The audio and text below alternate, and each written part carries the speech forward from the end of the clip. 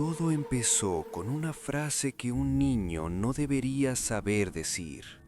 En una casa de California, un pequeño tomó un bate como si lo hubiera hecho toda su vida y sin titubear miró a sus padres y dijo que antes había sido jugador profesional y que conocía a Babe Ruth.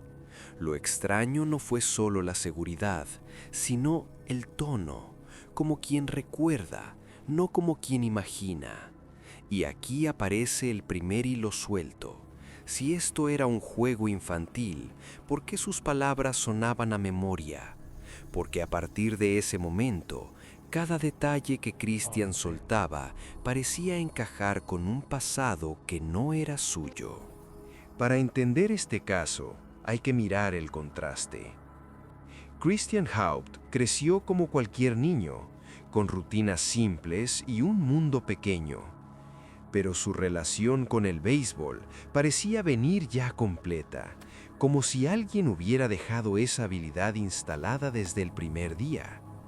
Sus padres, al principio, lo tomaron como una curiosidad, una etapa, algo que se iría con el tiempo. Pero lo raro no era que le gustara el deporte, sino la naturalidad con la que hablaba de una época que no vivió y de nombres que pertenecen a la leyenda. Y lo inquietante es que esas afirmaciones no se quedaban en frases sueltas, abrían puertas a recuerdos cada vez más específicos. El primer detonante fue simple y justamente por eso difícil de ignorar. Christian no solo jugaba bien, actuaba como si entendiera el juego desde adentro, como si recordara el ritmo, los gestos, la presión. En ese ambiente surgió la declaración que marcó a su familia. Según contaron, dijo que en otra vida era un jugador profesional y que conocía a Babe Ruth. La pregunta inevitable apareció en la mesa sin que nadie la dijera en voz alta. ¿De dónde saca un niño esa certeza? Y antes de que pudieran acomodar esa idea, apareció un segundo nombre, más silencioso, más pesado, como si de verdad significara algo para él. Lou Gehrig. Hay imágenes que funcionan como llaves. Cuando Christian tenía alrededor de 4 años, vio una foto del legendario Lou Gehrig y sin que nadie lo guiara, afirmó, «Ese era mi amigo». No dijo su ídolo, no dijo lo vi en la tele, dijo mi amigo, como si la palabra tuviera un peso íntimo. Y ahí se abrió otro bucle. ¿Por qué un niño hablaría de amistad con alguien que murió décadas antes? Sus padres intentaron llevarlo a terreno infantil, pero él insistió con una calma rara, como quien describe algo evidente. Lo que parecía una fantasía empezó a adquirir la textura de un recuerdo. Lo siguiente fue más delicado, porque ya no era solo emoción, era información.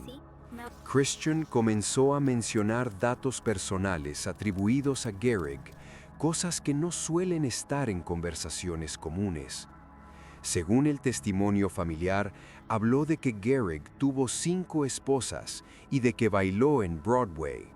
Son afirmaciones discutibles y, por eso mismo, peligrosas para creerlas al pie de la letra. Pero lo que sacudió a su madre no fue si estaban perfectas o no, sino la intención.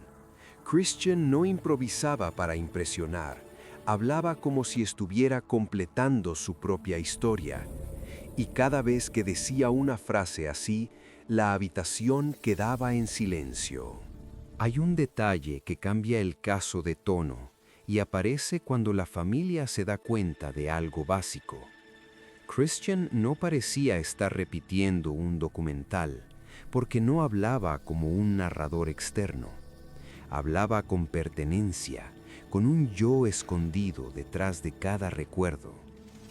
Su madre, Kathy Bird, empezó a notar patrones, momentos en los que el niño se encendía con ciertas fotos, ciertas palabras, ciertos nombres, y otros en los que se apagaba por completo. Y ahí surgió la tercera pregunta abierta. Si esto fuera un simple interés por el béisbol, ¿por qué reacciona así ante Gehrig? Esa reacción, según se reportó, fue el motor que empujó a Kathy a investigar. La investigación no comenzó como una cruzada, sino como una necesidad de madre. Kathy Bird empezó a buscar información, a comparar lo que su hijo decía con lo que existía sobre Lou Gehrig y a registrar fechas, comentarios, reacciones. Y entonces ocurre el giro.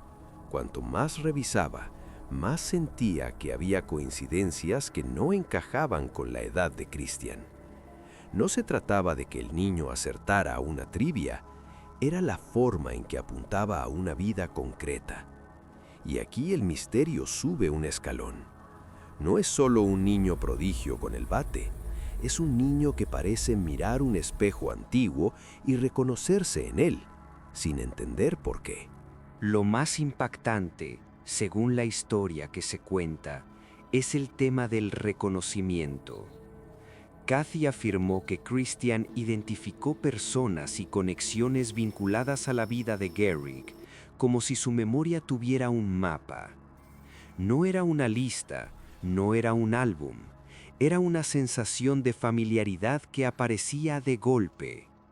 Y lo inquietante es que en casos así, la mente humana suele buscar patrones donde no los hay, pero la madre insistía en que había cosas demasiado específicas para ser casualidad.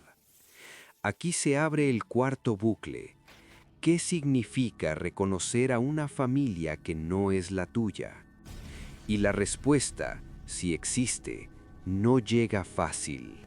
Hay un momento que muchos describen como imposible, no porque sea una prueba definitiva, sino porque emocionalmente no deja salida cómoda. Christian, según el relato, no solo hablaba de Gehrig como figura histórica, lo hablaba como parte de su círculo, como alguien que estuvo ahí. Y cuando un niño sostiene esa narrativa durante el tiempo, sin cansarse, sin contradecirse de manera obvia, la explicación simple empieza a temblar. Lo que parecía una fase se vuelve persistente. Y ahí la familia queda atrapada entre dos mundos. El mundo racional que dice es imaginación y el mundo íntimo que se siente como recuerdo. Ese choque es el corazón del caso. Cuando Kathy Bird decidió documentarlo, el asunto dejó de ser doméstico. Ella investigó, recopiló testimonios y terminó escribiendo un libro titulado El niño que sabía demasiado, donde narra el recorrido de su hijo y las coincidencias que la convencieron de que había algo más que fantasía. Para algunos lectores, el libro funciona como una ventana a un fenómeno real. Para otros, como el retrato de una madre buscando sentido. Pero lo cierto es que el caso tomó forma. Ya no era un comentario suelto, era una historia registrada, contada con nombres, fechas y escenas familiares. Y con esa exposición llegó lo inevitable. Más testigos, más dudas, más miradas encima. Porque también hay que decirlo, el escepticismo tiene argumentos y no se pueden ignorar. Un niño puede absorber información sin que los adultos lo noten. Puede escuchar conversaciones, ver imágenes, captar frases en la televisión o en internet y luego reconstruirlas como si fueran propias. Y además está el factor emocional. Cuando una familia atraviesa algo extraordinario, puede interpretar señales de manera distinta, con el corazón por delante. Incluso los datos atribuidos a Gehrig, como lo de las 5 esposas o Broadway, invitan a pensar en confusiones, mezclas o recuerdos contaminados. Pero aún con esas explicaciones, queda una pregunta que resiste. ¿Por qué Christian hablaba con esa identidad íntima, como si le doliera o le importara de verdad? Al final, el caso Christian Haupt se sostiene en una zona intermedia que incomoda tanto al creyente como al escéptico. Por un lado, hay un niño con talento real para el béisbol, y eso es verificable. Por otro, hay relatos de recuerdos que, según su madre, no corresponden a su experiencia ni a su entorno inmediato. Tal vez estamos frente a coincidencias y sugestión. Tal vez frente a una mente infantil capaz de construir un mundo coherente a partir de estímulos mínimos. O tal vez frente a algo que todavía no sabemos nombrar. Y aquí se cierran varios hilos. La frase sobre Babe Ruth fue el inicio. La foto de Gehrig fue la llave. La investigación fue el puente. Pero el último hilo, el más duro, sigue suelto. La sensación de pertenencia. Y es ahí donde la historia se vuelve más humana que paranormal. Porque detrás de la palabra reencarnación hay una familia mirando a un niño y preguntándose quién es cuando nadie lo está mirando. Si Christian solo imaginó, su imaginación fue tan precisa que cambió la vida de su madre para siempre. Si Christian recordó, entonces el pasado puede tocar la puerta en el cuerpo de un niño y pedir que lo escuchen.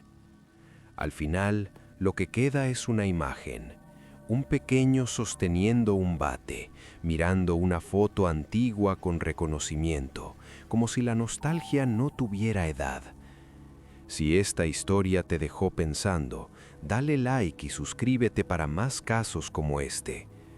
¿Qué detalle te parece más difícil de explicar y cuál sería tu hipótesis?